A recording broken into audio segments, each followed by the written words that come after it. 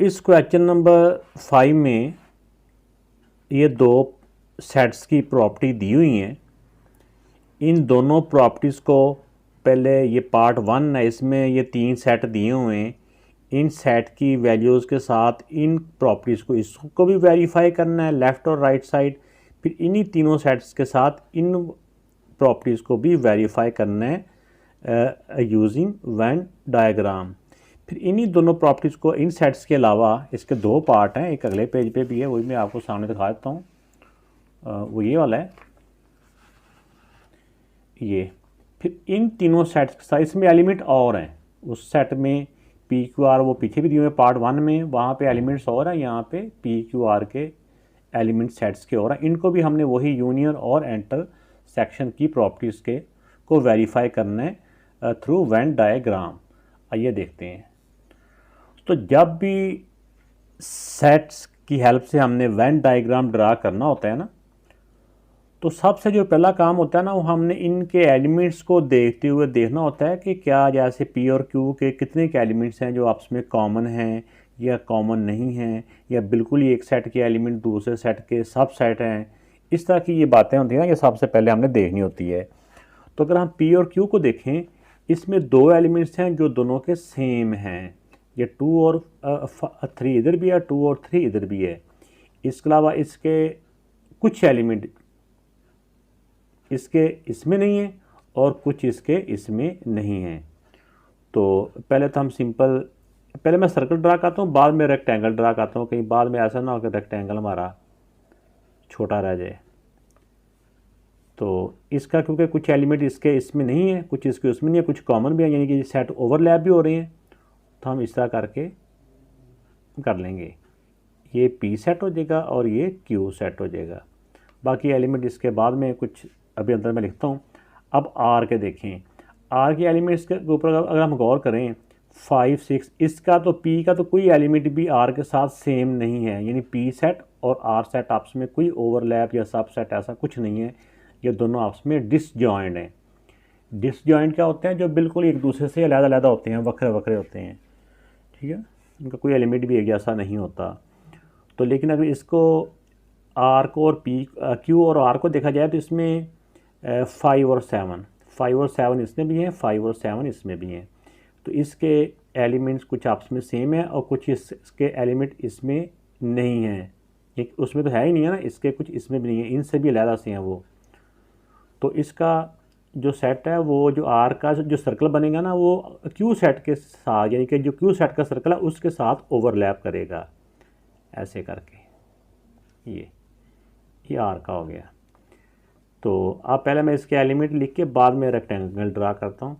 अब देखिए क्यू और आर के कौन से एलिमेंट हैं जो आपस में सेम है? 5 और 6। इसके 5 और 6 तो आ गए इन दोनों के कॉमन एरियाज़ में। बाकी कौन से रह गए? 7, 8 एंड 9। इनके दरमियान में बेटा आपने वो कॉमाज नहीं लगाना, ये ऐसे होते हैं। अब इधर देखें, अगर पी और क्यू में, तो पी और क्यू के जो दोनों सेट्स के एलिमेंट्स थे 2 और 3, ये दोनों कॉमन थे, 2 और 3। तो क्यू के 2 और 3 तो कॉमन एरियाज़ में आ गए। तो बाकी क्यू के कौन से रह गए? 4, 5, 6। तो बाकी देखेगा सर्कल को गौर से देखें तो इसके अंदर 5, 6 तो आ रहा है, 4 है वो इधर आ जाएगा। अब इस कंप्लीट सर्कल के अंदर देखें आप, जो क्यू के हैं एलिमेंट 2, 3, 4, 5, 6, 2, 3, 4, 5, 6 इसके अंदर आ चुके हैं। अब आ जाए पी सेट की तरफ। पी सेट में देखें तो इसमें जो 2 और 3 तो आ चुके हैं इधर कॉमन एरियाज़ में। तो बाकी कौन से आ गए? 0 एंड 1। तो सबसे जो अहम काम होता है ना इस वेन डायग्राम में, वो ये सर्कल ड्रा करना ही होता है कि सर्कल कहाँ बनेंगे, कैसे बनेंगे, ये किसके साथ ओवरलैप होगा, किसके साथ वो ओवरलैप नहीं हो रहा, किसके साथ डिसजॉइंट है, ये सारी बातें देखी जाती हैं। ये जो रेक्टेंगल होता है ना, ये यूनिवर्सल सेट्स में होता है। अब मैं इन सेट्स के साथ डायग्राम यही बनेगी। प्रॉपर्टी चाहे जौन सी मर्जी आप इसमें से वेरीफाई करें ना करें, इनको शेड करें, वो शेडिंग का फ़र्क आएगा जो प्रॉपर्टी के मुताबिक, लेकिन इनका जो सर्कल है वो इसी तरह ही बनेंगे इन एलिमेंट्स के साथ। तो पहले मैं यहाँ पे जो प्रॉपर्टीज़ हमने वेरीफाई करनी है वो लिखता हूँ, फिर हम इनको वेरीफाई करते हैं। तो पहले तो बेटा मैंने आपको इन सेट्स के जो एलिमेंट्स हैं, इन एलिमेंट्स के मुताबिक मैंने आपको जो सर्कल बनाने सिखाए, इसी को, क्योंकि अब हमने इसकी प्रॉपर्टी वेरीफाई करनी है, इसकी लेफ़्ट साइड भी है राइट साइड भी है, इसी को मैंने सेम एक दफ़ा इधर लिख लिया ताकि यहाँ पे लेफ़्ट साइड को वेरीफाई कर लें, यानी कि लेफ़्ट साइड का आंसर निकाल लें। फिर इसी को मैंने दोबारा ड्रा कर लिया ताकि राइट हैंड साइड का भी आंसर निकाल लें। फिर दोनों साइड के आंसर जब आ जाएंगे तो फिर हम देखेंगे कि क्या दोनों साइड के आंसर इक्वल हैं, वो हम वेरीफाई करेंगे। तो ये इस प्रॉपर्टी का नाम तो एसोसिएटिव प्रॉपर्टी ऑफ यूनियन है, लेकिन आपको नाम अगर याद नहीं है तो कोई ऐसी बात नहीं है, यहाँ नाम याद रखना ज़रूरी भी नहीं है। तो इसमें ये होता है कि सबसे पहले जो ब्रैकेट के अंदर है ना P यूनियन Q, पहले इनको सॉल्व करना है, P और Q को। तो इसको पहले ब्रैकेट वाले को सॉल्व कर लें। तो ब्रैकेट वाले में ये है कि यूनियन, अगर दो सेट का यूनियन हो तो दोनों को कंप्लीट शेड किया जाता है। यूनियन में उसके दोनों साइडों को कंप्लीट शेड किया जाता है, यानी P को भी और Q को भी। P ये वाला है, ये P सेट का सर्कल ये वाला है ना, और Q का ये वाला। इन्हीं लाइनों को आगे एक्सटेंड कर लेते हैं। ये देखिए, ये कंप्लीट शेड है, जहाँ से ये लाइन गुजर रही है ना, वो हमारा इसका आंसर है P यूनियन Q का। तो अब देखें कि इसमें ब्रैकेट वाले का तो आंसर आ गया, अब इसका जो आंसर के साथ R का यूनियन मालूम करना है। तो इसका जो शेड है वो दो हिस्सों में बढ़ जाएगा, एक तो P यूनियन Q है, उसका आंसर तो पहले ये था। अब R का भी इसके आंसर और R, इसका जो भी हाथ के नीचे है ना, इस सारे का आंसर और R का यूनियन मालूम करना है। तो इसका मतलब क्या हुआ कि जो इसका आंसर होगा ना, इस सारे का आंसर, उसमें इसके आंसर को भी हमने एक शेड देना है, और R जो सेट का सर्कल है उसको भी शेड देना है, उससे डिफरेंट शेड दे लें। चाहे आप उसी से अगर करना चाहें रेड से ही तो भी ठीक है, बस लाइनें अगर ये इस रुख हुई है तो दूसरी लाइनें आप दूसरी तरफ कर लें। तो या कलर करना चाहें तो कलर भी कर सकते हैं, मुख्तलिफ अंदाज हैं इसके। मैं यहाँ पे अलबत्ता ये कर रहा हूँ, ये R हो गया। फिर इसका जो आंसर है उसके आंसर को भी मैंने यही कलर देना है, क्योंकि अब इसके आंसर अब फाइनल आंसर हो रहा है ये।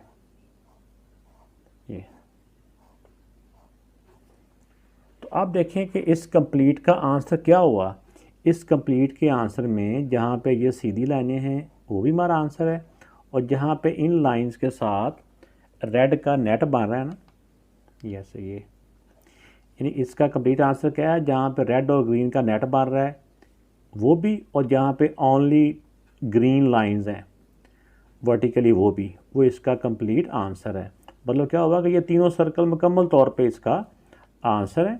ये हमारा आंसर 1 आ चुका है, जो कि लेफ़्ट हैंड साइड का हमारा आंसर है। अब इसी तरह अब हम राइट हैंड साइड पे जाते हैं। तो राइट हैंड साइड में सबसे पहले हमने Q और R का यूनियन मालूम करना है। तो इसमें अब Q और R यूनियन अगर मालूम करना हो तो यूनियन में दोनों साइड को शेड किया जाता है वेन डायग्राम में। इसमें Q जो सर्कल है ये भी हमारा कम्प्लीटली शेड हो जाएगा, और R भी, ये R है, साथ ही चाहे आप करते जाएं, Q और R दोनों कंप्लीट शेड होंगे। ये देखिए, इसका आंसर ये वाला, जहाँ पे ये वाली लाइंस है। तो सेकंड स्टेप जो होता है ना, इसका जो सेकंड स्टेप है ये हमारा फाइनल आंसर है, वो हमारा स्टेप था सॉल्व करने का। अब इसका जो आंसर है उसके साथ हमने, इसका जो आंसर ये वाला, इसका आंसर था ये वाला, अब इसके आंसर के साथ P का भी हमने यूनियन मालूम करना है। इसका मतलब ये हुआ कि इसका जो ब्रैकेट के अंदर आंसर आया वो भी, और P सेट का जो सर्कल है वो भी, ये मुकम्मल तौर पे शेड हो जाएंगे। तो इसका जो आंसर है और P का, इसको अब हमने ना इसके आंसर को इससे डिफरेंट लाइनिंग या डिज़ाइन देना है। तो P को भी शेड करना है और इसके आंसर को भी, P को शेड कर लेते हैं इनसे हट के। अब इसमें मैं वही कलर यूज़ कर लेता हूँ, लेकिन लाइनों की डायरेक्शन चेंज कर दी मैंने। ये हो गया। अब इसका जो आंसर था ये वाला, इसको भी मैं यही वाली लाइनिंग देनी है। तो अब देखिए इसका मुकम्मल अब आंसर क्या हो गया, जहाँ पे ये लाइनिंग है वो भी, और जहाँ पे इन लाइनों का नेट बन रहा है वो भी। तो इस दोनों के आंसर को अगर इकट्ठा किया जाए, हम देखें इसमें ये सर्कल भी मुकम्मल हमारे आंसर में शामिल है, ये दोनों सर्कल भी हमारे आंसर में शामिल हैं। तो एंड पे आंसर क्या हुआ कि ये तीनों सर्कल हमारे आंसर में शामिल हैं। तो लेफ़्ट साइड में भी देखें कि ये जो शेड था ये वाला, ये तीनों सर्कल्स में था। जहाँ पे सिंगल लाइन थी वो भी, और जहाँ नेट था वो भी। दो सर्कलों में नेट था और एक में सिंगल लाइन थी, तो मतलब कि टोटल आंसर में हमारे तीनों सर्कल ही थे। तो इसमें भी हमारे तीनों सर्कल ही हैं। तो आंसर 1 और 2 से क्या हमें वेरीफाई हुआ, तो मैं यहाँ नीचे लिख देता हूँ। तो एंड पे बेटा हम इस तरह की स्टेटमेंट लिख देंगे कि answer 1 and 2 it prove that 1 और 2 से प्रूव हो गया कि इसकी जो left side equal to right hand side के है। तो इसमें अब ये नहीं आपने सोचना कि शेड का स्टाइल डिफरेंट है, हमने ये देखना कि जहाँ जहाँ पे ये लाइनिंग है ना वो एरिया हमारा आंसर है। तो इसमें ये नेट वाला भी हमारा आंसर में शामिल है, और जहाँ पे सिंगल है ना वो भी आंसर हमारा शामिल है। यानी ये एरिया ये प्लॉट हमारे ही हैं, जहाँ पे ये लाइन भी ये भी हैं, तो तीनों सर्कल हमारे ही हैं। अगर इस तरफ देखें, इस तरफ भी जहाँ पे सिंगल लाइन है वो प्लॉट भी हमारा ही है, और जहाँ पे नेट है वो भी हमारा प्लॉट ही है। तो इसका मतलब है दोनों तरफ जो हमारी लाइनें से जो हमारे प्लॉट बने हैं वो कंप्लीट तीनों सर्कल्स ही हैं। तो जिससे प्रूव होगा कि इसकी left side equal to right hand side है। क्योंकि इसका फर्स्ट पार्ट के एलिमेंट वही हैं, अब उन्हीं सेट्स की वैल्यूज़ के साथ हमने अब जो इंटरसेक्शन है उसकी जो प्रॉपर्टी है ये वेरीफाई करनी है। तो जो सेट्स के सर्कल होते हैं ना, जैसा कि मैंने पहले बताया, ये एलिमेंट्स के मुताबिक वही रहते हैं। अगर यूनियन है, इंटरसेक्शन है, उसके मुताबिक शेडिंग में फ़र्क आता है। कि और ऑपरेशन भी करेंगे ना सिर्फ शेडिंग में फ़र्क आएगा। इन वैल्यूज़ के साथ सर्कल इसके ऐसे ही होंगे। तो अब क्योंकि इसमें हमने जैसे बी पार्ट है, बी पार्ट इसका इंटरसेक्शन की प्रॉपर्टी है, तो मैंने इसी वाले सेट्स को, इसी वाले वेन डायग्राम को 2 दफ़ा यहाँ पे ड्रा की है, ताकि एक दफ़ा लेफ़्ट साइड को शेड किया जा सके, एक दफ़ा राइट साइड को। तो अब इसमें देखें कि सबसे पहले हमने ब्रैकेट के अंदर वालों को सॉल्व करना होता है। तो ब्रैकेट के अंदर जो हमारा आ रहा है ना, पी इंटरसेक्शन क्यू है, ये पी और क्यू का कॉमन एरिया। पी और क्यू का कॉमन एरिया कौन सा है? तो पी और क्यू का कॉमन एरिया वो होता है जो ओवरलैप हो रहा है, जहाँ पे दोनों सर्कल एक दूसरे के ऊपर से गुजर रहे हैं। तो इसमें ओवरलैप कौन सा हो रहा है? पी और क्यू का ये वाला। इसको हम शेड कर लेते हैं। ये यानी जहाँ पे ये वाला शेड किया हमने, वो किसका आंसर है? वो पी इंटरसेक्शन क्यू का आंसर है। अब इसके आंसर के साथ इधर आ लें, इसके आंसर के साथ आर सेट का जो सर्कल है उसका कौन सा एरिया ओवरलैप हो रहा है? इंटरसेक्शन में ओवरलैप ही होता है, जो कॉमन होता है, जो सेम एरिया होता है, जो साझा हो रहा होता है, जो एक दूसरे के साथ टच हो रहा होता है। अब इसका आंसर ये रेड में है, और आर का सर्कल ये है। आर सर्कल के ऊपर मैंने देखो आप अपनी एक फिंगर रख दी है। अब मेरी फिंगर और जो रेड पे जो शेड किया है, इसमें कोई आपस में एरिया टच हो रहा है इसका, इस सर्कल का और इसका कोई एरिया आपस में ओवरलैप नहीं हो रहा। रेड शेड ये वाला है, और आर सर्कल का जो है ना सर्कल, आर सेट का सर्कल ये वाला है। इसका बहुत फासला है, ये आपस में ओवरलैप नहीं हो रहा। लिहाजा इसका आंसर बनेगा ना, वो कोई शेड नहीं होगा। कह देंगे नो एरिया शेडेड, या आप इसको लिख सकते हैं एम्प्टी सेट, एम्प्टी सेट। तो ये इसका आंसर आ गया, आंसर 1 आ गया, इन लेफ़्ट साइड का आंसर आ गया। अब राइट साइड पे चलते हैं। तो राइट साइड पे जब हम देखते हैं, तो पहले हम इसका भी जो ब्रैकेट के अंदर है पहले उसको सॉल्व करेंगे। तो ब्रैकेट के अंदर है क्यू इंटरसेक्शन आर, यानी क्यू इंटरसेक्शन आर। तो क्यू और आर का कॉमन एरिया, क्यू सेट का सर्कल ये वाला है, आर का ये है। तो कौन सा एरिया जो दोनों का साझा है, कॉमन है, वो ये वाला है। ये मैं ऐसा शेड कर देंगे ये। अब इस एरिया के साथ जिसको हमने रेड सर्कल किया है, इसके आंसर को पी के साथ देखना है कि पी सर्कल के साथ इसके आंसर का कौन सा एरिया ओवरलैप हो रहा है। तो पी का सर्कल ये वाला है, पी सर्कल के अंदर इस वाले का हिस्सा कोई ओवरलैप नहीं हो रहा है, ये दूर है। वो जो हमारा इस पहले का आंसर है वो ये है, इसका कोई हिस्सा भी आपस में कॉमन नहीं है, आपस में ओवरलैप नहीं हो रहा। लिहाजा इसका नो एरिया। ये हमारा फाइनल आंसर ये होता है। वो एक स्टेप होता है, हमारा ऊपर वाला एक स्टेप होता है, लेकिन फाइनल आंसर ये वाला होता है, नो एरिया शेडेड, या उसको हम कह सकते हैं एम्प्टी सेट। तो अब अगली बात वही from 1 and 2 it prove that. तो एंड पे बेटा हम ये वाली स्टेटमेंट लिख देंगे, from 1 and 2 it prove that. ये जो उन्होंने क्वेश्चन के अंदर ही दिया हुआ था तो वो हमने यहाँ पे उतार दिया कि दोनों साइडें इक्वल है, यानी इसका आंसर भी नो शेडेड है, जो फाइनल आंसर में कोई शेड नहीं है, तो इसका भी जो फाइनल में नो शेड, कोई एरिया शेडेड नहीं है, हमारे किसी प्लॉट में कोई हिस्सा यहाँ पे नहीं है। वीडियो बेटा चलते चलते लाइक का बटन ज़रूर प्रेस कीजिएगा, इससे ना एक चैनल की वीडियो की वर्थ बढ़ती है, इस और वीडियो बनाने वाले की हौसला अफजाई भी होती है। अब बेटा ये इस क्वेश्चन का सेकंड पार्ट है, यानी कि इसमें जो सेट्स की एलिमेंट्स हैं वो और दिए हुए हैं। तो पहले हमने एक जो पार्ट 1 था उसके उस एलिमेंट्स के साथ वो दोनों प्रॉपर्टी वेरीफाई की हैं। अब ये जो दूसरे सेट्स हैं, दूसरे एलिमेंट्स हैं, इनके साथ भी हमने वो दोनों प्रॉपर्टीज़ वेरीफाई करनी है। तो सबसे पहले तो इसमें वेन डायग्राम के सर्कल को देखा जाता है कि इनके सर्कल हमने कैसे ड्रा करने हैं। तो सबसे पहले देखें कि ये पी सेट के एलिमेंट्स को और क्यू सेट्स के एलिमेंट्स को, दोनों सेट्स के एलिमेंट्स में आपको कोई एलिमेंट कॉमन या कोई ऐसा नज़र आ रहा है? इसका कोई एलिमेंट इसमें नहीं है और इसका कोई एलिमेंट इधर नहीं है, तो इसका सर्कल डिसजॉइंट होगा, यानी एक दूसरे से दूर बनेगा। ये P और ये Q एलिमेंट चाहे बाद में लिख लें या ना भी लिखें तो ऐसा नहीं है, लेकिन हमें उन एलिमेंट्स के अकॉर्डिंग सर्कल ड्रा करने ज़रूरी होते हैं। अब R सेट है, R सेट के देखें कि एलिमेंट्स TU ये इसके साथ भी हैं और VW ना इधर है ना VW इधर है।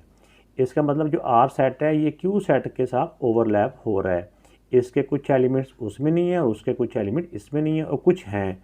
अगर कुछ एलिमेंट कॉमन हो तो फिर वो सर्कल भी कुछ ही ओवरलैप होते हैं, सारा नहीं उसके अंदर घुसेड़ देना या सारा बाहर नहीं कर देना होता। अगर देखो ना ये जो इसके साथ कॉमन नहीं है ये एरिया उसको दे दिया, इसके कुछ कॉमन नहीं है ये भी बाहर हो जाएंगे, जो कॉमन है दोनों के वो कॉमन एरिया में आ जाएंगे। अब इन दोनों के कॉमन है T और U, ये R सेट है, ये यूनिवर्सल सेट की रेक्टेंगल बन गई। अब Q सेट के कौन से रह गए? TU इधर आ गया, बाकी R और S इधर रह गए, V एंड W, और P के सारे अपने रहेंगे क्योंकि P के एलिमेंट्स ना किसी के साथ भी कॉमन नहीं है, शेयर नहीं हो रहे, तो ये इसी तरह ये रह जाएंगे। तो बेटा ये एलिमेंट्स के मुताबिक वेन डायग्राम ड्रा हो चुका है। अब बात रहेगी अगली इनको शेड करने की। वो जो प्रॉपर्टीज़ दोनों दी हुई हैं हम इसी वेन डायग्राम को जो इन एलिमेंट्स के मुताबिक बने हम उनको शेड करते हैं और फिर देखते हैं कि उनके आंसर में क्या सिमिलैरिटी है या क्या उनमें डिफरेंस है। तो अब इसी डायग्राम के मुताबिक मैंने इसी डायग्राम को 2 दफ़ा यहाँ से कॉपी करके 2 दफ़ा पेस्ट कर लिया, ये सेम वही हैं। एक दफ़ा लेफ़्ट साइड की डायग्राम्स को शेड करने के लिए मैंने इसको यहाँ पे सेम पेस्ट किया, और एक दफ़ा राइट साइड की जो प्रॉपर्टी है उसको शेड करने के लिए यहाँ पेस्ट किया है। अब देखें कि सबसे पहले हमने ब्रैकेट के अंदर वालों को सॉल्व करना होता है, यानी P और Q का यूनियन का जो आंसर है उसको शेड करना है। तो यूनियन जो होता है ना ये बड़ा अच्छा होता है, ये बड़ा फ्रेंडली होता है। इसका ये फ्रेंडली इसलिए होता है कि जो यूनियन के दोनों साइडों पे जो सेट्स होते हैं ना वो दोनों मुकम्मल शेड हो जाते हैं, कोई सोचने की बात ही नहीं है, क्योंकि इस तरह P है, P सेट भी मुकम्मल शेड हो जाएगा, जो सी मर्जी लाइनिंग आप ड्रा कर सकते हैं। और Q किधर है? ये वाला है, ये Q सर्कल भी मुकम्मल शेड हो गया। अब हमारा P और Q का जो यूनियन है वो क्या है? जहाँ पे हमने स्ट्रेट लाइन ड्रा कर दी है। अब इसका जो आंसर आ गया वो उसके साथ R का भी यूनियन करना है। जो अगला स्टेप हमारा क्या है? इसके आंसर के साथ R का भी यूनियन करना है। तो इसका तो शेड पहले हुआ है, अब हमने इसका जो आंसर वो और R का जो आंसर है वो उनको इससे डिफरेंट शेड देना है। अब R को हम शेड देते हैं ऊपर से नीचे को, ये, और इसका जो आंसर है, इसका आंसर वो था जो ऐसे ऐसे लाइनें थी ना, जो हॉरिजॉन्टल लाइन थी, उस एरिया में भी हमने यही वाली लाइनें ड्रा करनी है जो हम यहाँ पे बता रहे हैं।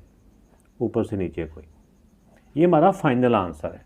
तो फाइनल आंसर हमारा दो हिस्सों में आया है। एक में तो वो आया जिसमें सिर्फ वर्टिकल जो लाइंस हैं ऐसे, जो हॉरिजॉन्टल जो लाइन है, जो वर्टिकल लाइंस है वो भी, और जिसमें ये नेट बना हुआ है ना वो भी। ये देखिए, ये हमारा कंप्लीट आंसर है इसका फाइनल, कि जहाँ पे सिंपल वर्टिकल लाइंस है वो भी, और जहाँ पे नेट है वो भी, वो हमारा आंसर है। ये आ गया इसका आंसर 1, यानी लेफ़्ट साइड का हमारा आंसर आ गया। यहाँ पे लिख भी दें लेफ़्ट हैंड साइड, और ये राइट हैंड साइड है, ये लेफ़्ट और ये राइट। अब राइट हैंड साइड में देखें कि पहले Q और R का यूनियन करना है। तो यूनियन मैंने पहले बताया कि बड़ा अच्छा होता है। उसमें यूनियन में कि दोनों तरफ जो भी दो सर्कल या दो सेट होते हैं ना, दोनों को मुकम्मल शेड करना होता है। अब Q को भी शेड कर लें, ये लो Q भी शेड हो गया और R भी शेड हो जाएगा। इसी लाइनों को आगे ऐसे एक्सटेंड कर दें। ये जहाँ पे हमारी ऐसी लाइंस है वो हमारा Q यूनियन R का आंसर है। अब इसके आंसर का P के साथ हमने यूनियन करना है। इसका जो आंसर आया वो भी शेड होगा और P भी शेड होगा। यूनियन है ना, यूनियन के दोनों तरफ वालों को मैंने बताया ना कि शेड करना होता है मुकम्मल। तो इसके जो राइट साइड पे ये भी मुकम्मल शेड हो जाएगा और ये भी शेड हो जाएगा। इसका जो पहला शेड है उसमें देना, हमने इसका नया शेड बनाना है। अब P का शेड, उससे थोड़ा सा डिफरेंट लाइनें ड्रा करनी है, चाहे आप कलर चेंज कर सकते हैं। ऐसे ये भी इसका, इसको ये वाली लाइन होगी, और इसका जो आंसर था, इसका आंसर ये वाला था ना, इसको भी हमने वो वाली लाइन ड्रा कर दें। अब इसका आंसर दो हिस्सों में, दो तरह के शेड है। एक तो जहाँ पे सिंपल ऐसी लाइन है वो भी, और जहाँ पे नेट बना हुआ है ये आधा हिस्सा नेट शो कर देते हैं। तो इसका मुकम्मल तौर पे क्या, इसका हमें पता चला कि यूनियन में मुकम्मल तौर पे तीनों सर्कल ही फाइनल में आंसर हैं। दो सर्कलों में तो नेट आ गया ना, एक में सिंगल लाइन है वो भी। तो एंड पे हम क्या, यहाँ से हमें बात साबित होती है कि ये तीनों सर्कल ही हमारा आंसर है। तो इसी तरह राइट साइड पे भी जहाँ पे सिंगल लाइन है वो भी हमारे आंसर में शामिल है, जहाँ पे नेट बना हुआ है वो भी हमारा आंसर है। यानी कि ये सारे तीनों मुकम्मल सर्कल ही हमारे आंसर के अंदर शामिल हैं। तो इस वेन डायग्राम से क्या प्रूव हुआ कि जो आंसर लेफ़्ट साइड का आया था यानी तीनों सर्कल, राइट साइड का भी आंसर वही आया, तीनों सर्कल। तो ये हमारी प्रॉपर्टी प्रूव होगी। एंड पे हम लिख देते हैं। तो एंड पे हम इस तरह की स्टेटमेंट लिख देंगे, from 1 and 2 it prove that. तो यही प्रॉपर्टी यहाँ से देख के मैंने इधर लिख दी है। तो यहाँ पे left hand side equal to right hand side भी लिख सकते हैं, लेकिन बेहतर है कि आप उसी की वैल्यूज़ एज इट इज़ लिखें तो ज़्यादा बेहतर हो जाता है। तो अब इन्हीं सेट्स के साथ जो डायग्राम बनती वो तो वही है। अब इसी डायग्राम को मैंने दो दफ़ा ड्रा कर लिया है, यानी दो दफ़ा कॉपी करके ना, यहाँ से कॉपी करके यहाँ पे दो दफ़ा पेस्ट हो गया ये। अब इसके साथ हमने ये जो एंटर सेक्शन की प्रॉपर्टीज़ है, एसोसिएटिव प्रॉपर्टी, ये हमने वेरीफाई करनी है। तो इसमें ये लेफ़्ट हैंड साइड के लिए मैंने डायग्राम बनाई है, बिल्कुल सेम है, ये कोई फ़र्क नहीं है। और ये राइट हैंड साइड के लिए, सिर्फ इनके जो ऑपरेशंस हैं उनका डिफरेंस है। तो अब इसमें ब्रैकेट के अंदर पहले है P एंटर सेक्शन Q, इन P और Q का कॉमन एरिया। तो इनके एलिमेंट में देखें, अगर आप एलिमेंट भी देखें तो P सेट के एलिमेंट और Q सेट के एलिमेंट कोई आपस में सेम नहीं है। तो हमने उसी के मुताबिक ही सर्कल ड्रा किए थे। तो जब हम सर्कल ड्रा किए थे तो इनका कोई हिस्सा भी ओवरलैप नहीं हो रहा था। तो जब P और Q का कोई एरिया शेड नहीं हो रहा, क्योंकि आपस में कोई कॉमन है ही नहीं है, तो हम कह देंगे नो एरिया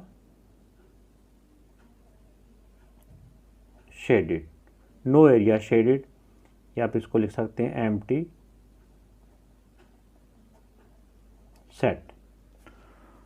तो जब इसका आंसर कोई नहीं है तो इसके आंसर के साथ R सेट का कौन सा एरिया सेम होगा जो आपस में ओवरलैप कर रहा है। इसका आंसर तो कोई है ही नहीं है, एम्प्टी सेट है ना। जब इसका एम्प्टी है तो R सेट के साथ इसका यूनियन तो हो सकता था, लेकिन इंटरसेक्शन जब इसका कोई R का और इसके आंसर का कोई एरिया भी आपस में कॉमन नहीं है, तो ये वाला सेट भी क्या हो जाएगा, ये वाला सेट भी सेम यही स्टेटमेंट यहाँ लिख देंगे, एक नो एरिया शेडेड और एम्प्टी सेट। इस सेम स्टेटमेंट आपने यहाँ उतार देनी है। तो ये इसका आंसर हो गया लेफ़्ट साइड का। अब चलते हैं राइट हैंड साइड पे। तो राइट हैंड साइड पे देखें कि पहले Q और R, क्यू और आर का कौन सा एरिया जो आपस में ओवरलैप हो रहा है, क्यू और आर का ये वाला एरिया आपस में ओवरलैप हो रहा है। ये क्यू और आर, क्यू इंटरसेक्शन आर का आंसर वो है जहाँ पे ये वाली लाइनिंग लगी हुई है। अब इस लाइनिंग का जो इसका यानी आंसर आया ना, इसका आंसर ये वाला आया, इसके आंसर का और पी सर्कल का कौन सा एरिया कॉमन है, ओवरलैप हो रहा है जो ऊपर से गुजर रहा हो। पी सर्कल ये और इसका जो आंसर है वो ये है।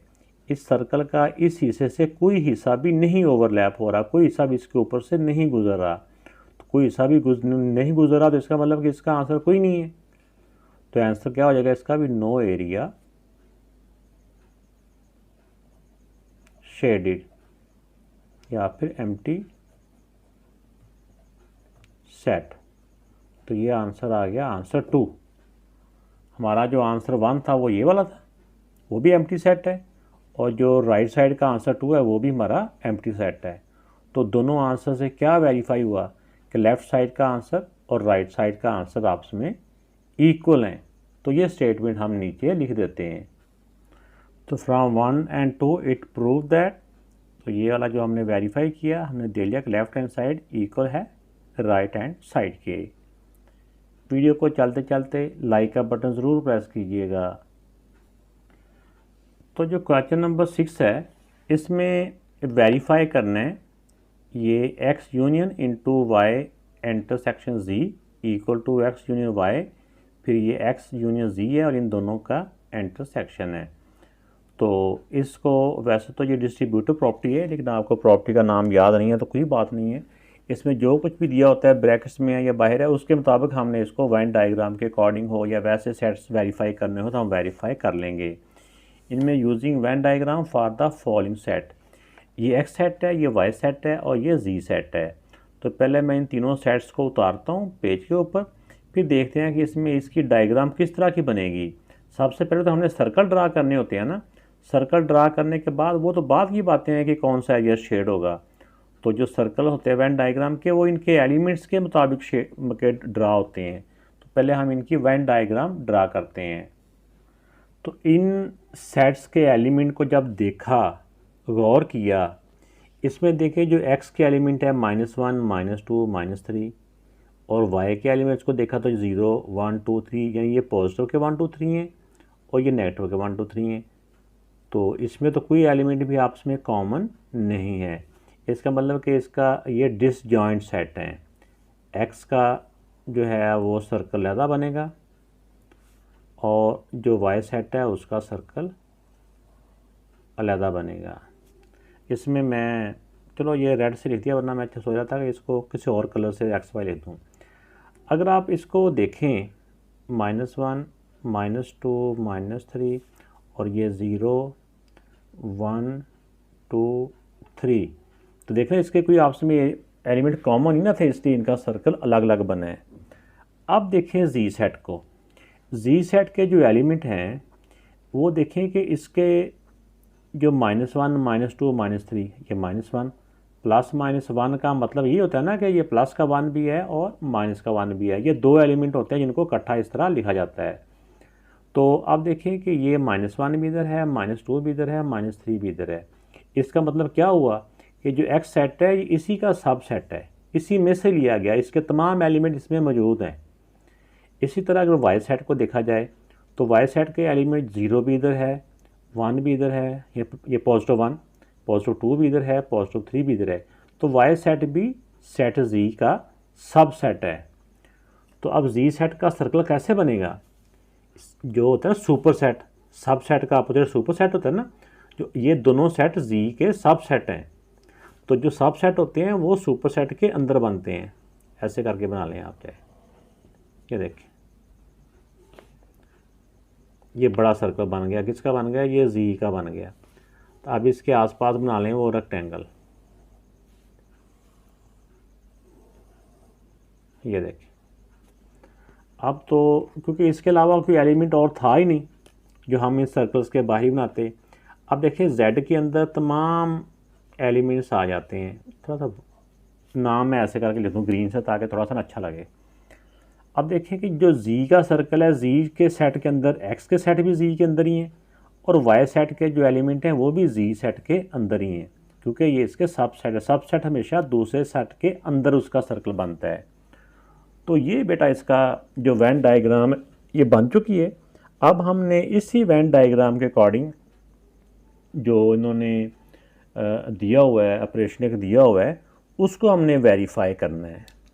तो ऊपर वाली जो वेन डायग्राम है उसको देखते हुए मैंने नीचे वाली वेन डायग्राम बना ली है। तो इसमें ज़रा आप गौर करें, तो इसमें जो एक्स के एलिमेंट हैं और जो वाई के एलिमेंट्स हैं, एक्स के एलिमेंट और वाई के एलिमेंट, दोनों एलिमेंट्स को जब हम इकट्ठा कर दें, उनका यूनियन कर दें, तो किसके इक्वल हो जाते हैं? यानी इसमें एक्स यूनियन वाई, यानी कि जब हम एक्स और वाई दोनों को इकट्ठा करेंगे तो वो किस सेट के इक्वल हो जाता है? जी सेट के इक्वल हो जाता है। तो जो जी सेट मुकम्मल है ना, जैसे मिसाल के तौर पर ये अगर जी सेट मुकम्मल है, ये सारा जी है, इसका जो हाफ है कह लें वो वाई सेट है और इसका जो हाफ है वो एक्स है। अगर एक्स और वाई को इकट्ठा करें तो वो मुकम्मल तौर पे क्या बन जाता है? जी सेट। ये आपने इस ध्यान में रखना है। इसमें जब भी एक्स और वाई इकट्ठा आ जाए, दोनों को शेड हो, तो उसका मतलब होता है कि उसमें जी मुकम्मल शेड है। इस बात को आपने इस क्वेश्चन में ध्यान में रखते हुए क्वेश्चन को सॉल्व करना है। अब देखें, इसमें आ जाता है कि एक्स और वाई का, एक्स और जी का इंटरसेक्शन। तो इसमें एक्स और वाई का ये सारा एक्स है, ये सारा जी है, ये वाई है। इसमें कॉमन एरिया कौन सा है? बाकी कुछ भी कॉमन नहीं आएगा, सिर्फ इसमें वाई जो पार्ट है ना, ये इसके साथ जी के साथ कॉमन है। इसको हम इस तरह करके शेड कर देंगे। अब इस हिस्से का और इसका जो आंसर है, यानी इसका जो आंसर है वो और एक्स, इन दोनों का यूनियन कर देंगे। इस हिस्से का मतलब क्या है? इन दोनों का कॉमन क्या था? इन दोनों का जो कॉमन था ना, वाई और जो जी का कॉमन था वो था वाई सेट के इक्वल था। ठीक है ना। अब हमने समझो वाई का और एक्स का यूनियन करना है, एक्स का और वाई का यूनियन। ये समझो इसका आंसर वाई के इक्वल है ना, एक्स और वाई का यूनियन। तो जब मैंने बताया कि जब भी एक्स और वाई का यूनियन मालूम करना है, तो इसका मतलब है कि हमने ये पूरे जी सेट को, जी के पूरे सर्कल को शेड करना है, क्योंकि हमारा इन दोनों के बाहर कुछ भी नहीं है। तो एक्स और वाई के यूनियन का मतलब है कि इसमें मुकम्मल शेड होगा जी सेट, जो जी का सर्कल है। तो इसमें आप देखें कि इसका अब ये एक्स और जी का इंटरसेक्शन ये था, अब इसका एक्स के साथ यूनियन निकालना है। तो यूनियन का मतलब इसका हो जाएगा, यानी कि जो वाई की इक्वल है ये एक्स के, तो एक्स और वाई का जब भी यूनियन करना है तो मतलब कि हमने सारे को शेड कर देना है। सारे को कौन सा शेड कर देना है? कोई शेड कर दें, उसमें सब कुछ आ जाएगा। जब हम चाह रहे हैं ना कि हमने जी को शेड करना है, उसका मतलब होता है कि उसके अंदर जो भी जी सर्कल के अंदर जो कुछ भी है ना, वो सब कुछ शेड हो जाएगा। ये सारे सर्कल शेड हो जाएंगे ऐसे करके। ये हो गया। अब इसका आंसर दो तरह की हिस्सों में आ गया, एक तो जहाँ पे ये वाली लाइनिंग है वो भी, और जहाँ पे ये वाले हिस्से में एक नेट बना हुआ था वो भी। तो ये हमारा लेफ़्ट साइड का कंप्लीट आंसर आ चुका है। जब कंप्लीट आंसर में क्या आ रहा है? कंप्लीट आंसर में सब कुछ ही आ रहा है, मुकम्मल आ रहा है, जो सिंगल लाइन है वो भी, जो नेट है वो भी। अब इसी तरह आ जाएँ एक्स और वाई का यूनियन। तो जब भी एक्स और वाई का यूनियन का मतलब होता है कि एक्स भी मुकम्मल शेड हो जाएगा, वाई भी शेड हो जाएगा। तो ये बताया कि जब भी एक्स और वाई मुकम्मल तौर पर यूनियन हो, तो उसका मतलब होता है उसमें हमने जी सेट मुकम्मल को शेड करना है, क्योंकि इसमें एक्स और वाई का यूनियन जी के इक्वल ही है। तो अब इसमें जब एक्स और वाई का यूनियन करना है, तो इसका मतलब है कि हमने इस मुकम्मल को शेड कर देना है, यानी कि जी को। जी का सर्कल ये बड़ा सर्कल है, आपने सिर्फ ये बात ज़हन में रखनी है, ये नहीं कि सिर्फ इसी हिस्से को शेड करना है, इसके बाद तो है ही कुछ नहीं है, वो तो शेड हो ही जाना है। ये भी एक्स और वाई का, ये बात इसको एक्चुअली में ट्रिक माइंड में रखना है। ये इसमें सब कुछ ही एक्स और वाई के यूनियन में मुकम्मल शेड हो गया जी। अब एक्स और जी का यूनियन, एक्स ये है और जी ये सारा ही है जी के अंदर, क्योंकि एक्स भी तो जी के अंदर ही है ना, एक्स भी जी के अंदर ही है। अब इन दोनों का यूनियन, इन दोनों का यूनियन में एक्स भी शेड हो जाएगा और जी भी। जी तो सारा ही है ना, जी के अंदर तो सारा ही आ जाता है, और इसके अंदर साथ ही एक्स भी आ जाता है। जब जी को शेड किया तो साथ एक्स भी शेड हो गया ये। तो अब देखिए कि इसके अंदर हमारा क्या आंसर बना। इसके अंदर हमारा जो कंप्लीट आंसर बना है ना, वो ये मुकम्मल तौर पे नेट बना हुआ है। इस तरफ को भी जी की हमारी ये जी की लाइनें, ये जी की लाइनें यहाँ पे ये हमने लगाई हैं, ठीक है ना। और इस सारे में हमारी सारे जी में ये वाली लाइनें भी हैं और सारे में ये वाली लाइनें हैं। तो इसका मतलब क्या हुआ कि इस सारे के अंदर ही हमारा नेट बन गया है। अब इसमें कौन सा एरिया साझा है? इसका साझा एरिया वो है जहाँ पे ये वाली लाइंस भी है, यहाँ पे ये वाली लाइंस भी हैं। तो ये वाली लाइंस भी पूरे सर्कल में है, ये जी सर्कल में, और ये वाली जो वर्टिकल लाइन है ये भी पूरे जी सर्कल में ही है। तो ये पूरे जी सर्कल के अंदर नेट बन चुका है। तो हमारा कॉमन एरिया क्या है? जहाँ पे हमारा नेट है, मतलब इसमें कि पूरा जो सर्कल ही हमारा इसमें इसके आंसर में आ जाता है। अब इस क्वेश्चन में देखें कि इसकी जो लेफ़्ट साइड थी, लेफ़्ट साइड में भी हमारा पूरा जी सर्कल हमारा इसके आंसर में था, और राइट साइड पे भी हमारा जो आंसर आया वो भी इसका कंप्लीट सर्कल आया है। उसके अंदर एक्स भी शामिल है, वाई भी शामिल है, यानी कि पूरा जी ही शामिल है। इस तरह इसमें भी एक्स और वाई और ये पूरा जी। जब एक्स और वाई शामिल हो गए मतलब कि वो तीनों सेट ही उसमें शामिल हो जाते हैं, ठीक है ना। तो आपको ये दोबारा से इसलिए बता रहा हूँ कि जब एक्स और वाई इन दोनों के एलिमेंट्स को इकट्ठा करें तो वो जी ही बनता है ना। तो जब भी एक्स और वाई आंसर आ जाएगा तो मतलब कि उसमें जी शामिल हो गया। तो सेम इसी तरह जब इनके आंसर हमने निकाले तो इसके अंदर ये मुकम्मल जी जो सर्कल है ये शेड हो जाता है। तो इस तरह ये साबित हो गया कि इसका जो लेफ़्ट साइड का आंसर और राइट साइड का जो आंसर वो दोनों इक्वल हैं। तो एंड पे मेरा बेटा ये हम इसकी स्टेटमेंट लिख देंगे कि from 1 and 2 it prove that कि ये जो लेफ़्ट साइड है equal to right hand side के है। वीडियो अच्छी लगे तो चलते चलते लाइक का बटन प्रेस लाजमी तौर पे कीजिएगा। तो क्वेश्चन नंबर जो 7 है, इसमें इस प्रॉपर्टी को वेरीफाई करना है। इस प्रॉपर्टी का वैसे मैं आपको नाम बता देता हूँ। ये प्रॉपर्टी है distributive property of intersection over union. जब इंटरसेक्शन पहले आ जाए, यूनियन अंदर हो, तो फिर ओवर यूनियन बोलना होता है इसको। लेकिन यहाँ पे आपको बोलने की ज़रूरत नहीं है, ये वैसे आपको बता दिया है कि सम टाइम हमने प्रॉपर्टी का नाम भी ज़हन में रखना होता है। इसमें एक सेट दिया हुआ है, सेट ऑफ फर्स्ट 3 वॉवल्स। तो वॉवल्स कौन से होते हैं? ए ई आई ओ यू। इसमें पहले 3 वाले हैं। इस तरह ये set of letters of word energy. इसमें जी सेट है, set of letters of the word algebra. तो आइए देखते हैं, पहले इनके सेट के एलिमेंट्स लिखते हैं, फिर इनकी ये प्रॉपर्टी वेरीफाई करते हैं। तो पहले जो 3 वॉवल्स हैं वो कौन से बनते हैं? ए, ई एंड आई। इसके एलिमेंट, एक्स के एलिमेंट ये वाले हो गए। अब वाई के इसके एलिमेंट्स, इसके जो वर्ड, ये जो अंदर जी के स्पेलिंग है ना, ये हमारे इसके एलिमेंट्स हो जाएंगे। तो क्योंकि इसको हम सेट की फॉर्म में लिख रहे हैं तो सेट के अंदर क्या होता है कि कोई भी एलिमेंट रिपीट नहीं होना चाहिए। इसमें ई, फिर एन, अगर वही एलिमेंट अगर लेटर दोबारा आ जाए तो उसको दोबारा नहीं लिखना। आर, जी एंड वाई, ये मेरा बेटा इस सेट के वाई के एलिमेंट्स हो गए। अब अलजबरा का जो है इसके एलिमेंट हम लिख लेते हैं। A, L, G, E, B, are.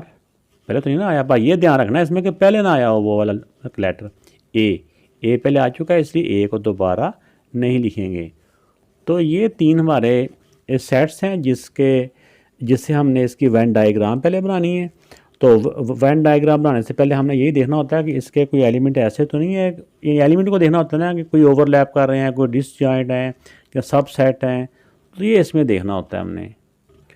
तो इनके एलिमेंट्स को जब हम देखते हैं, क्योंकि एलिमेंट को देख के हमने वो सर्कल ड्रा करने होते हैं ना, कि ओवरलैपिंग का या डिसजॉइंट का। तो इसमें देखें कि अगर हम इन तीनों सेट्स को देखें तो जो एलिमेंट तीनों सेट्स में आ रहा है ना वो ई है। ई इसमें भी आ रहा है, इसमें भी आ रहा है, इसमें भी आ रहा है। अब इसके बाद एक्स और वाई को अगर हम देखते हैं, एक्स और वाई के अंदर जो एलिमेंट्स कॉमन आ रहे हैं वो बेटा आ रहे हैं इसमें जो इन दोनों में कॉमन हैं वो ई के अलावा, तो एक्स और वाई के अंदर इसके अलावा और कोई भी एलिमेंट कॉमन नहीं आ रहा।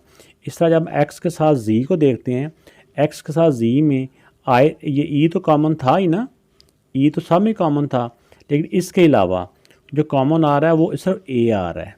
ए एक्स में भी है और ए जी में भी है। इसका मतलब है कि एक्स और ए के जो एलिमेंट्स हैं वो कुछ आपस में कुछ एरिया उसका ओवरलैप भी करेगा और कुछ उसका आपस में परे भी होगा। अब इसी तरह जी और वाई को अगर देखते हैं, जेड और वाई में इसमें जो ई तो दोनों में कॉमन है ही है ना, उसके अलावा इसमें जी भी दोनों तरफ आ रहा है, ठीक है ना, जी भी दोनों तरफ है और आर भी दोनों में है। तो इसके दो एलिमेंट्स हैं जो आपस में आ रहे हैं, सेम है। तो इसकी जो वेन डायग्राम है वो कुछ इस तरह से बनेगी। तो इन तीनों सेट्स की वैल्यू को मैंने दोबारा लिख दिया करीब करीब करके, ताकि हमें लिखने में आसानी हो जाए। तो अब देखें कि इसमें हमने देखना होता है कि इन जो तीनों में जो कॉमन एलिमेंट आ रहा है ये इनका कॉमन एरिया है। जैसे हमने पहले इनको जब एलिमेंट्स को देखा तो हमें अंदाज़ा हो गया कि कुछ एलिमेंट इसमें तीनों का सेम भी है, चाहे एक सेम हो चाहे ज़्यादा सेम हो, वो सर्कल इसी तरह बनते हैं। वो ई है, ई सब में है। इसके बाद आप देख लें जो एक्स और वाई का कॉमन है, एक्स और वाई में पहले कॉमन लिख लेना एक्स और वाई में। इसके बाद ई के बाद बच गया ए और आई, ए और आई इधर नहीं है, इसका मतलब कि ये इसमें कॉमन नहीं है। तो इसके बाद देखें कि इसके कॉमन में कुछ नहीं आएगा। अब जी और एक्स के कॉमन में देख लें, जी और एक्स में जो कॉमन आ रहा है वो सिर्फ ए आ रहा है, ए, ई तो इधर आ गया, आई इधर है, इधर आई नहीं है, लेकिन इसके बाद ए। जेड और एक्स का जो कॉमन एरिया वहाँ पे ए दरमियान में आएगा ऐसे, ये इनका एक्स और जेड का एरिया, ये एक्स का सर्कल, ये जी का सर्कल। तो इन दोनों का जो कॉमन है ये जो एरिया ना दरमियान वाला, ये तीनों का कॉमन है। तो इन दोनों में ए कॉमन आ गया। अब देख लेते हैं इसमें एक्स, जेड और वाई का कॉमन।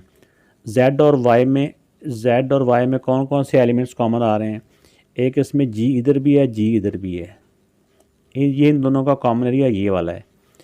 इसी तरह इन दोनों में जो कॉमन आ रहा है वो आ रहा है आर इधर भी है, आर इधर भी है, आर। ये दो कॉमन है इन दोनों सेट्स के। हमने इन दोनों के कॉमन भी देख लिए, इन दोनों के कॉमन भी देख लिए, इन दोनों के भी कॉमन देख लिए, और सबसे पहले तीनों का कॉमन देखा था। अब देखिए एक्स के एलिमेंट कौन कौन से रह गए हैं? ए ई, ए भी आ गया, ई भी आ गया, अब रह गया आई, आई लिख देंगे इधर। अब एक्स सर्कल के अंदर ए ई आई तीनों आ चुके हैं।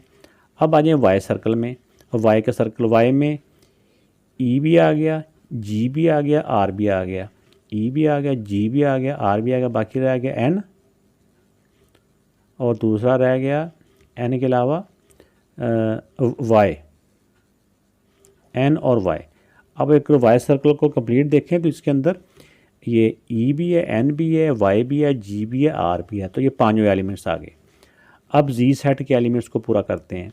जी के अंदर ए भी आ गया, एल इन तीनों में नहीं है, सब में एल आ गया, जी आ गया इधर, ई आ गया इधर, और बी इधर नहीं है, किसी में भी बी आ जाएगा इधर। अब जी सेट के अंदर टोटल कितने एलिमेंट्स हैं? 1 2 3 4 5 6, 3 और 3 6। तो ये एलिमेंट्स पूरे हो चुके हैं। तो ये बेटा इसका वेन डायग्राम है। अब जो भी प्रॉपर्टी हो, चाहे इसमें यूनियन की हो, इंटरसेक्शन की हो, जो सी भी हो, सर्कल इन एलिमेंट्स के मुताबिक यही बनने हैं। आइए अब इनको जो उन्होंने प्रॉपर्टी दी है उसको लिख के फिर इसको शेड करते हैं। तो इन एलिमेंट्स के मुताबिक ये जो डायग्राम बनाई थी इसी की मैंने कॉपी करके दो जगहों पे इनको पेस्ट कर लिया, ताकि एक इसकी लेफ़्ट साइड को हम इसका आंसर निकाल लें, फिर राइट साइड का आंसर निकाल लें, फिर वेरीफाई करें कि क्या दोनों का आंसर इक्वल आ रहा है कि नहीं आ रहा। तो ये लेफ़्ट हैंड साइड के लिए और ये राइट हैंड साइड के लिए है। तो आइए इसमें पहले वाई यूनियन जी का होता है, इसमें शेड ये करना होता है कि यूनियन में दोनों साइडों के दोनों सर्कल्स को शेड करना होता है, वाई को भी जी को भी। अब वाई का सर्कल ये वाला है, जी का सर्कल ये वाला है, इनको कोई भी शेड कर लें, ऐसे कर लेते हैं। ये वाई को मुकम्मल तौर पे मैं शेड कर रहा हूँ, फिर इसके बाद जेड को, ये जेड को मुकम्मल तौर पे शेड कर रहा हूँ, ये इसकी लाइनें कौन सी हैं, जहाँ पे ये वाली रेड लाइन गुजर रही है। अब देखना होता है कि अब इसका जो आंसर आया है, इसके आंसर का एक्स के साथ कौन सा एरिया कॉमन है, कौन सा एरिया ओवरलैप कर रहा है इसके आंसर का और एक्स का। अब देखें कि इसका आंसर और एक्स का सर्कल आपस में कहीं से गुजरे। ये देखें, ये एक्स का सर्कल गुजर रहा है, इसका जहाँ जहाँ से एक्स का सर्कल गुजर रहा है वहाँ पे कुछ हिस्सा इसका ऑलरेडी इसके आंसर का हिस्सा वहाँ पे मौजूद है। तो जो हिस्सा इसका वहाँ पे मौजूद है वहाँ पे भी हम कोई कलर कर लेते हैं। वहाँ पे हम पहले एक्स और इसका आंसर जहाँ पे दोनों का एरिया जो कॉमन है ओवरलैप कर रहा है, ये रेड कलर ये यहाँ पे आ रहा है ना जेड में, ये वाला हिस्सा और ये वाला हिस्सा, ये तो यहाँ पे हम ऐसे ये, तो इसका आंसर क्या हो गया, मुकम्मल का आंसर एंड पे ये हो गया जहाँ पे ये ब्लैक लाइनिंग और रेड लाइनिंग, ये जो एरिया है ना जहाँ पे ये नेट बना हुआ है ये और ये इसका आंसर है। अब हम इसकी राइट साइड को देख लेते हैं। राइट साइड में एक्स और वाई का इंटरसेक्शन, यानी एक्स और वाई का कॉमन एरिया। एक्स सर्कल ये है, वाई सर्कल ये वाला है, इन दोनों का कॉमन एरिया कौन सा है, ये वाला। ये वो हिस्सा है मैंने शेड किया जहाँ से एक्स सर्कल और वाई सर्कल एक दूसरे से ओवरलैप हो रहे हैं। अब एक्स और जी का वो हिस्सा जो ओवरलैप हो रहा है, तो एक्स और जी का ये एक्स सर्कल है, ये जी सर्कल है। पहले इसको यहाँ लिखने के जहाँ पे हमने रेड लाइन ये वाली लगाई है ऐसे। अब एक्स और जी का जो आंसर है, जहाँ पे एक्स और जी एक दूसरे के साथ ओवरलैप कर रहे हैं, वो ये वाला पार्ट है ये क्योंकि ये भी एक्स सर्कल है ना, यहाँ से गुजरा है, तो जी सर्कल भी यहाँ से गुजरा, तो ये वाला हिस्सा दोनों का कॉमन एरिया था एक्स और जी का। जहाँ पे ये वाली लाइनिंग है वो हमारा इसका हो गया। अब हमने देखना है कि इसका जो आंसर, यानी कि जो रेड लाइनों वाला आंसर और ब्लैक लाइनों वाला आंसर, इन दोनों इसके आंसर और इसके आंसर का यूनियन करना है। यूनियन में क्या होता है कि इकट्ठे कर देना होता है सारा ही, इसका आंसर और इसके आंसर दोनों को मिला के हमारा एक आंसर आ जाएगा।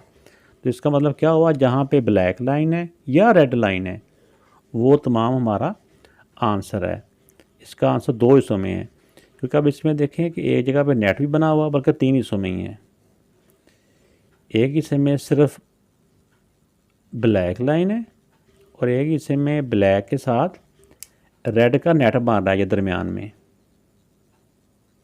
ये वाला, और जो तीसरा हिस्सा है उसमें सिर्फ रेड लाइन है ये। तो ओवरऑल अगर देखा जाए तो इसका इस साइड का आंसर भी ये दरमियान वाले जो थे ना बनी हुई फिश टाइप की जो बनी हुई थी ये तीनों हिस्से, इस साइड का भी ओवरऑल आंसर ये है और इसका भी जो ओवरऑल आंसर ये नेट वाला ही था ये वाला, ठीक है ना। यहाँ से देखें ये जो फिश से बनी हुई सेम, यानी कि ये वाला पार्ट अगर हम इसको शेड करें ना ऐसे बनता है ये वाला हिस्सा। तो दोनों में जो एंड पे आंसर शेड होता है ना वो ये वाला पार्ट शेड होता है, ठीक है। तो अब इसमें देख लिया कि हमने इसकी लेफ़्ट साइड का आंसर और राइट साइड का आंसर यानी उसका जो एरिया शेड हुआ है वो सेम है। तो एंड पे हम स्टेटमेंट अब लिख देंगे from 1 and 2 it prove that.